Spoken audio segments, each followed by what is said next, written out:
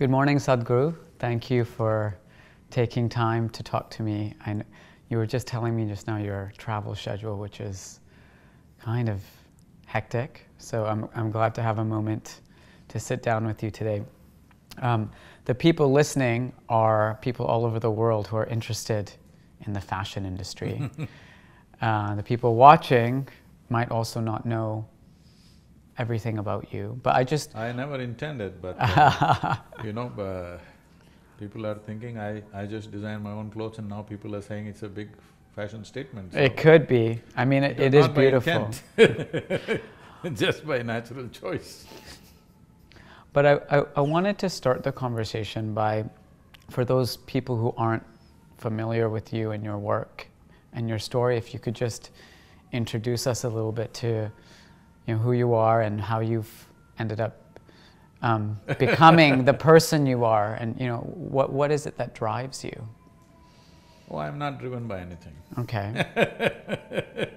I'm self-driven, not driven by anything. Not used to talking about myself because I never thought there's nothing much to say. But people who want to understand what you do, like how do you explain it to someone? Well, there are many areas of work. So people are always trying to define themselves by what they do. Right. This is what I'm trying to change in the world. What you do should not define who you are. Who you are should define what you do. Right.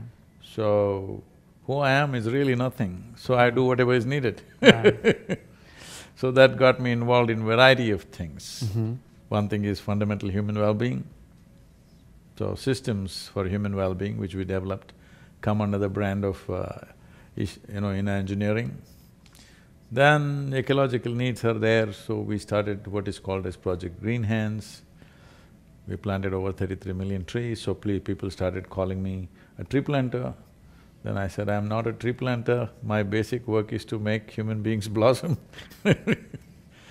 Then the rivers in India was bad, so we started Rally for Rivers, which became the largest ecological movement on the planet. 162 million people participated in a month-long event. And this has become a recommended policy in India for all the states. The central government recommended the Rally for Rivers policy recommendation document we gave. The United Nations also took it up and we launched what is called as a decade of action in UN. Well, we are involved in education. It's not that I'm interested in all these things, I'm just interested in life. Wherever I see things are not functioning well, inevitably I get involved. So education, health, nourishment, ecology and now fashion, because the way we dress is destroying the world. Textile has become the third largest polluter on the planet. Right. So one important thing that needs to happen is to shift back to natural fiber as much as possible in the coming few decades.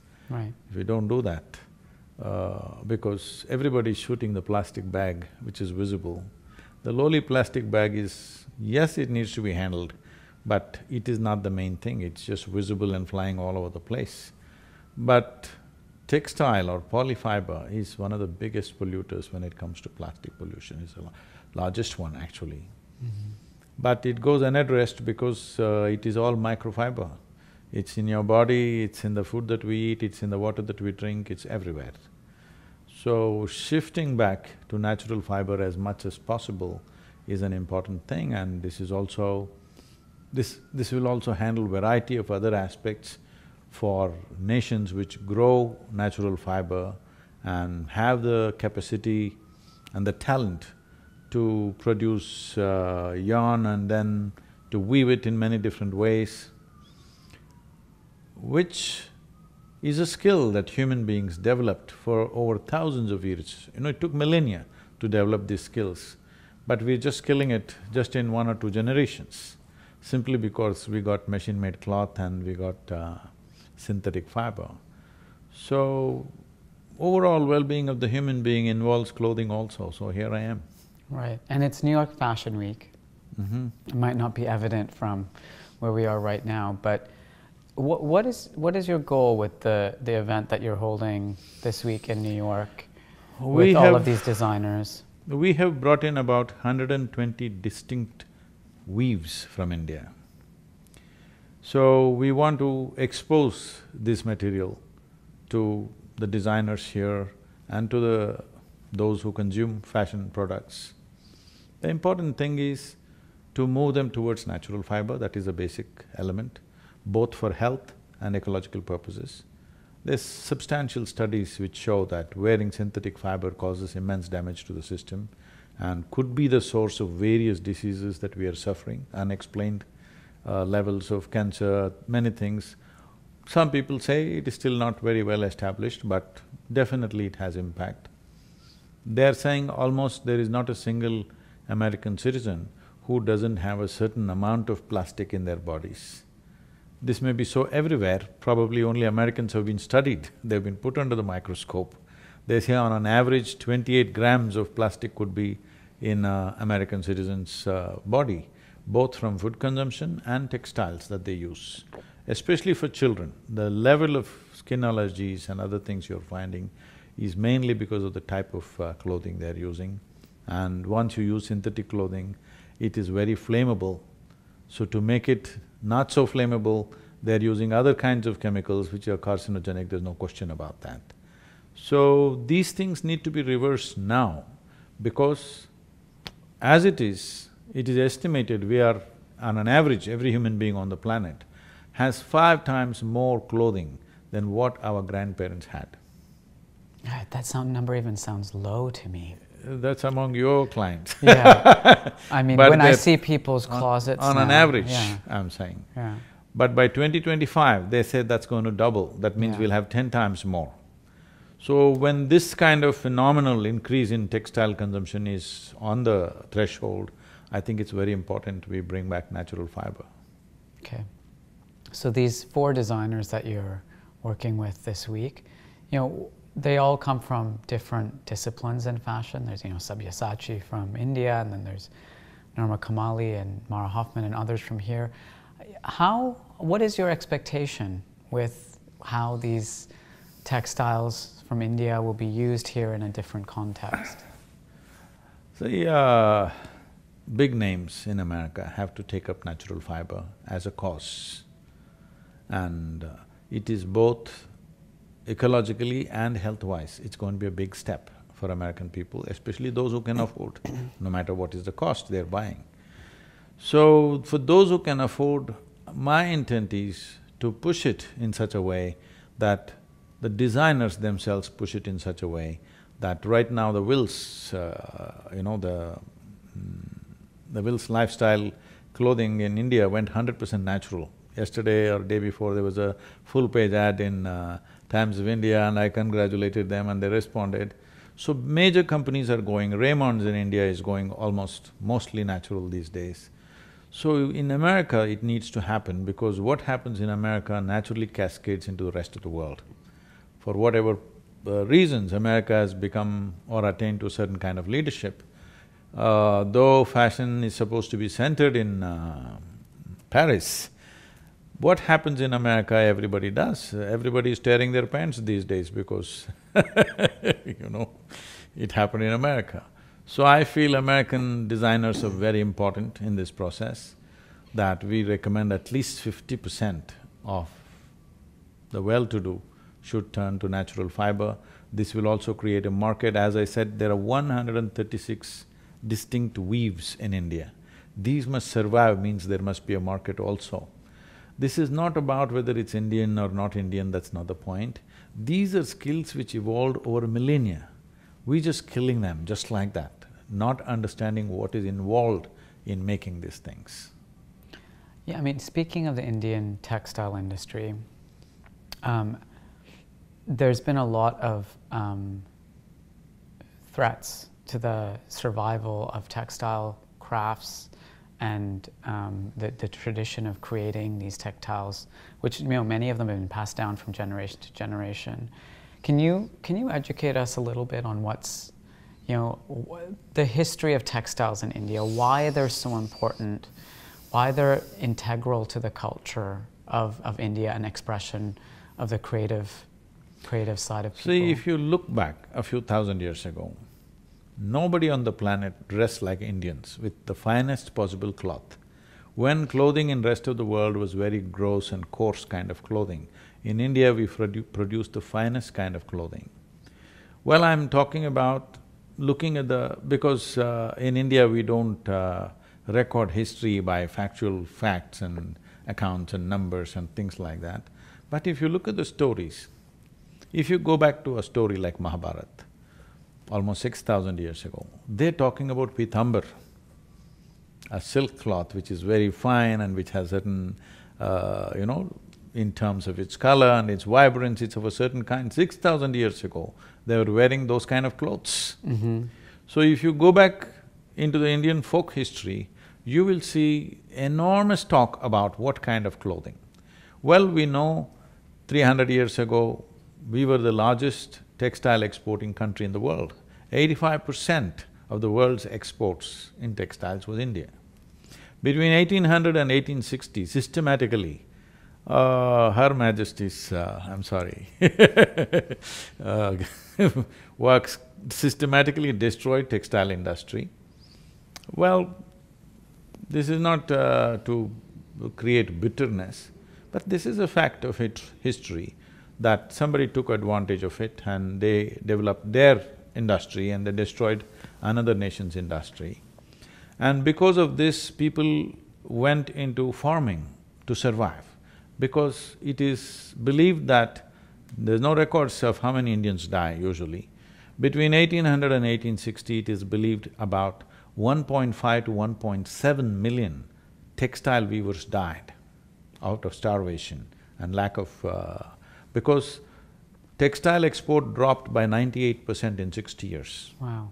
And its value dropped by 6,300% in 60 years' time. So people lost their livelihoods, and that's when everybody moved into agriculture.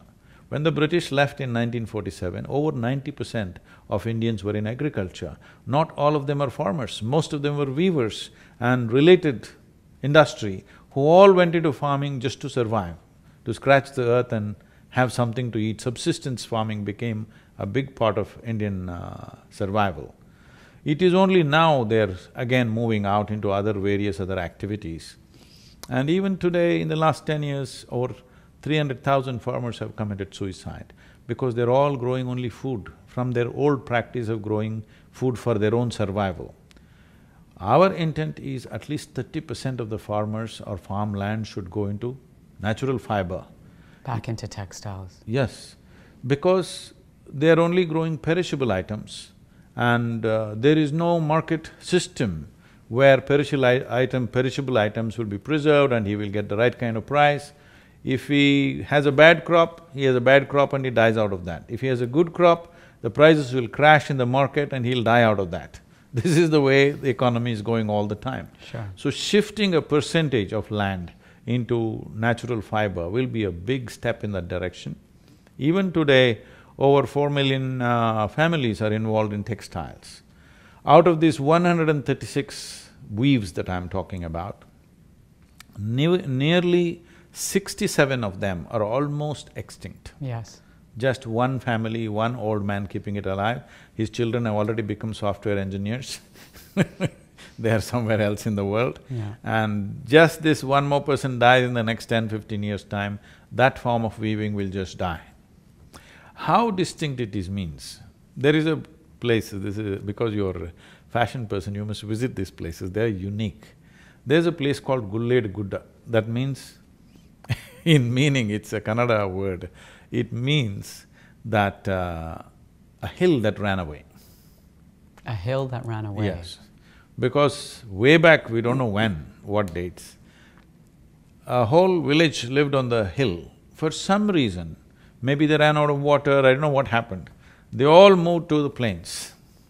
So in that one village, they have a distinct way of making only blouse pieces, the Indian sari blouse. Of course. They make only that particular thing, it is made only in that particular village in the entire country. Wow. It is… that blouse piece only they make, they can't make it any longer, they are trained only to do that. And that has a market in a certain sort of people. But all these things are disappearing because no designer to tell them, okay, you can make some other kind of… the same weave, you can make it into a dress material or you can make it into something else, because the number of people wearing saris has dropped dramatically in the last 10 years. It's almost disappearing, except in southern India, in the north you hardly see anybody in saris. So, the market is disappearing and naturally the talent will disappear. These are things that we must be proud of, because how many ways human beings learn to do things with their hands is incredible. Right. So what will it take, Sadhguru, to get, this 30% target that you've set, to shift people back into the natural creation? A live market, a demanding live market. Okay, tell me more about that. So that's why we're in America, because on an average, an American person dumps about 28 kilograms of clothing every year. In India, the average is about 1.5 kilograms of clothing is dumped. In America, it's 28 kilograms per person is dumped into the dump. So the highest consumption of clothing is happening here. This is where the real market is. And above all, this is kind of a showroom market. What happens here will naturally happen in the rest of the world. In that context, creating a market in America is very important for natural fiber. That message is one important thing yeah. that we could do yeah. from people like you is, we must promote this, at least in school uniforms. Children must wear only natural fiber. We can produce a whole lot of medical documents, research to show what kind of impact it'll have on the child's life, mind, development, neurological system, learning disabilities, how just natural fiber will have impact on the child's growth. So this… we are looking at how to, collate all the medical information that is there and present to the private schools to start with, or go to the state schools and see if one state can go. Right now, Kerala in India has gone for all government school uniforms are cotton. Now I'm pitching with the central government to push for this. Now it's election time. This time it may not happen, but by next academic year, we are looking at least 3 to 4 states in India must go, that government schools where millions of children study, their uniforms should become natural fiber, whatever it is in that region. Mm. I mean, it's a very powerful point. The challenge here in America is that not all of the kids in school wear uniforms, and people have been talking about messages of sustainability and natural fibers for many years. And there still seems to be some blockers getting in the way of getting that to register in the minds of the people when they make a purchasing decision. Schools can make this decision because every human being may not make that decision. If a school makes a decision, children must all come with natural fiber, whatever they choose, cotton, silk, linen, whatever they want, jute or whatever. Right. So if they make the decision whether they're wearing a fixed uniform or whatever they wear, the most important thing is, we must move away from this sense of clothing must be all starched like a knife and, must be pointing this way, we are not in some army or something. It's all right to wear something little crumply, Actually, the most affluent people are wearing very crumply and torn clothes again. This is true. The other interesting connection to Indian textiles happens to be a timely one, because this is the 150th anniversary of the birth of Gandhi. That is why we've called this Fashion for Peace. Okay, so tell me I'm part of the that. 20-member committee chaired by the Prime Minister for this. So as a part of this, we are doing 3 major focus of activity. One thing is, we are doing big movements with the farmers. So, we are setting up large-scale farmer-producer organizations, bringing scale to India's farming. India's farming, the biggest problem is lack of scale, because the average land ownership is 1 hectare, which is 2.25 acres. With that scale, the investment that goes into it, there's no way he's going to make it. So the important thing is integration, not of land, but of input in terms of irrigation and marketing. These two things we want to integrate through what is called as a farmer-producer organizations, for which work is going on. We're setting up a few model villages, and this work is going on because that was very dear to Mahatma Gandhi, the village life that should be sustainable and economically dignified for the rural population. The next thing is textile, because when you think of Mahatma Gandhi, you're always thinking of a spinning wheel, charaka it's called. So we are into textiles, this is called Save the Weave project, and right now it is being… in America it is named as Fashion for Peace, but in India it goes by the same umbrella brand, Save the Weave. Many things are being done. We are identifying all those type of weaves which are dying, which are sure to die in the next 10 to 20 years' time, because there's only one family usually keeping it up. We are seeing how to put young people who are interested in learning and propagating that and taking it up as a business. For all this, market is important. That's why one focus is here, and in India we're doing various other things for the same. The third thing is, there is no culture of peace in the world, in the sense, whenever there is a war or conflict, we have conflict resolutions, but we have not focused on developing a culture of peace. There are communities in the world who have developed a culture of peace among themselves, that they have found ways… See, in every transaction there could be conflict. This is the nature of human transactions. But if you evolve a culture of peace within yourself, in your community, in your nation, among nations, then there is a way of resolving these problems and these potential conflicts in a peaceful manner. So, we are looking at conversations with celebrities who will turn everybody's heads in the world, those kind of celebrities. One we will do either in New York or Washington, another in London, one in Berlin and one in Moscow, and then we are closing with Porbandar. We are establishing a… That's where Gandhi was born, Porbandar. Yeah.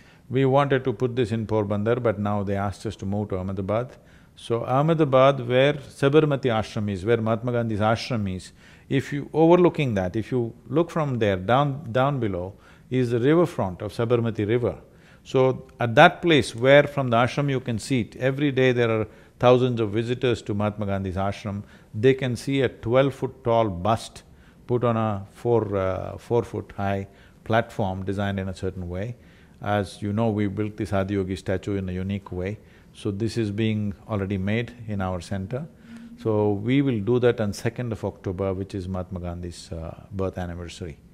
I wanted to conclude the conversation. I would be remiss if I didn't ask you a bit of advice, because there's millions of people around the world who seek your counsel on navigating life and the vicissitudes of life, as some people call them. Earlier I was talking to you about what once one person called or told me or described to me as an epidemic of stress in the world.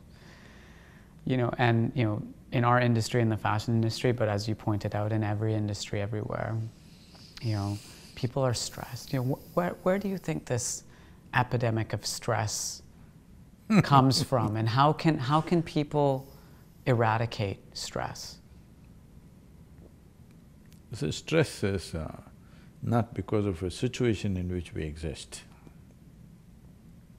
Stress is because of a situation that we do not know how to manage our body, our mind, our emotions and our energies. Because essentially because you have a very complex machine here. If you want to look at human mechanism, it is the most sophisticated machine on the planet. Though everybody is too enamored with their iPads and iPhones and whatever other phones they're using, they're calling them smartphones. You call somebody smart only when you find them smarter than you, isn't it? Hello? Isn't that the normal?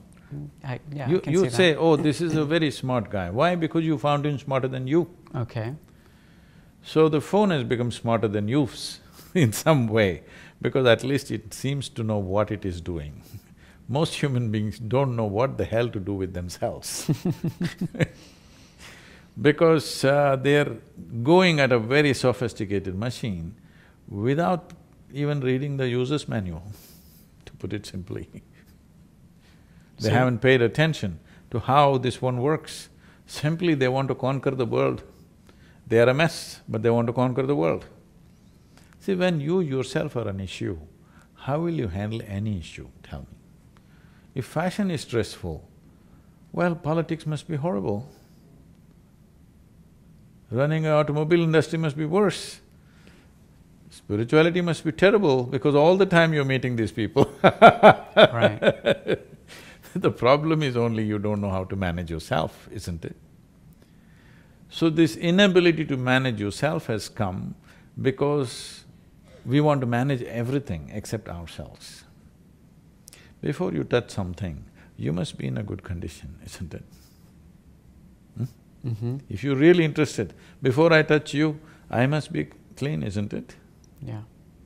People, if they're handling their little infants or something, they wash their hands clean and everything and handle. Why? Because they understand, what I love, before I touch it, this must be clean. So before you touch the world, this must be clean. Now when you are in a stressful condition, you are saying, because of a certain industry or a job or whatever. Somebody comes to me, he's heading a multinational company, a global leader. He's in a terrible condition. He comes and says, Sadhguru, I can't take this anymore, the kind of pressure they're putting on me, it's just killing me. I look at him and say, may you be fired. He says, Sadhguru, what are you doing? I said, hey, you're suffering your job so much. If you get fired, at least you can walk the beach. Yeah. And I'm sure somebody else is ready to take this damn job. I'm sure 100 people are waiting to take your job. A lot of people would kill to have his job, I know. But you're suffering it so much. Why for you? Either you fix yourself or you get out of that place, isn't it? Tell me, what is it that is not stressful for human beings? If they're poor, they suffer they're stressed about their poverty. If they become rich, they're stressed about the taxes. They're not educated, they're stressed. Ask the children to go to school, how much stress? Not married, they're stressed, get them married. Also stressed. So, if you're out of your business, if you're out of your family, if you're out of all activity, will you live joyfully and fantastic? No, if you're alone, you'll be stressed to the core, isn't it? So the problem is not with your activity. The problem is the fundamental mechanism has not even been something so complex, no attention has been paid. So entire process of inner engineering is just this, that you understand how this mechanism works. Once you know how it works, you know how to deal with it. Your body, your mind. See, people are 50, 60 years of age, they've still not figured how to handle their thought and emotion. When are they going to do it? Do they have a millennial lifespan? I don't know. By the time you're 15, 16, at least you should have figured it out. But at 60, you still don't know how to handle your thought and emotion. When will you figure it? Right. You know, you once said, life around you will never happen the way you want it, and it should not.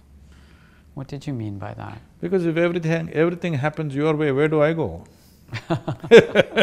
I'm glad it's not happening your way. Right. Little bit your way, little bit my way, little bit somebody else's way. This is how the world should happen. If it happens all your way, or even if you want it all your way, you're a tyrant. It'll never happen though, fortunately. Even for the worst tyrants, it did not happen, isn't it? Right. Fortunately. Fortunately. Well, thank you very much for taking time to chat with me. That was very illuminating. There was a lot to learn about, you know, the textile industry and sustainability, and also a bit of advice to help manage ourselves. You must develop the market for natural fibers. This is not just about fashion. this is going to make millions of people's lives.